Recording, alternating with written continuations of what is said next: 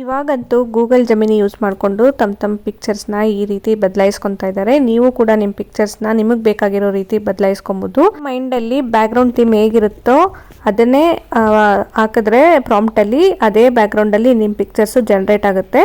ಇದನ್ನು ಹೇಗೆ ಮಾಡೋದು ಅಂದರೆ ಗೂಗಲ್ಗೆ ಹೋಗ್ಬಿಟ್ಟು ಗೂಗಲ್ ಜೆಮಿನಿ ಅಂತ ಟೈಪ್ ಮಾಡಿ ಫಸ್ಟ್ ಆಪ್ಷನ್ ಸೆಲೆಕ್ಟ್ ಮಾಡಿದ್ರೆ ಈ ಥರ ಇಂಟರ್ಫೇಸ್ ಓಪನ್ ಆಗುತ್ತೆ. ಇಲ್ಲಿ ಪ್ಲಸ್ ಮಾರ್ಕ್ ಕಾಣಿಸ್ತಾ ಇದೆಯಲ್ಲ, ಇದನ್ನು ಓಪನ್ ಮಾಡಿದ್ರೆ ಮೀಡಿಯಾ ಪಿಕ್ಕರ್ಗೆ ಕರ್ಕೊಂಡು ಹೋಗುತ್ತೆ ನಿಮ್ಮನ್ನು. ನಿಮ್ಮ ಮೊಬೈಲಲ್ಲಿರೋ ಯಾವುದಾದ್ರೂ ಒಂದು ಪಿಕ್ ಸೆಲೆಕ್ಟ್ ಮಾಡಿಬಿಟ್ಟು ಮಾಡಿದ ತಕ್ಷಣ ಕೆಳಗಡೆ ಒಂದು ಪ್ರಾಂಪ್ಟ್ ಹಾಕಬೇಕು. ಆ ಪ್ರಾಂಪ್ಟ್ ಹಾಕಿದ ತಕ್ಷಣ ವಿತಿನ್ 50 ಸೆಕೆಂಡಲ್ಲಿ ನಿಮ್ಮ ಫೋಟೋ ಜನ್ರೇಟ್ ಆಗಿಬಿಡುತ್ತೆ. ಪ್ರಾಂಪ್ಟ್ ಇಲ್ಲಿ ತುಂಬಾ ಮುಖ್ಯ.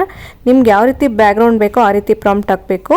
ನಿಮಗೆ ಈ ರೀತಿ ಪ್ರಾಂಪ್ಟ್ ಬೇಕು ಅಂದರೆ ಡಿಫ್ರೆಂಟ್ ಪ್ರಾಂಪ್ಟ್ ಬೇಕು ಅಂದರೆ ನನಗೆ DM ಮಾಡಿ, ನಾನು ನಿಮಗೆ ಪರ್ಸ್ನಲಾಗಿ ಶೇರ್ ಮಾಡ್ತೀನಿ.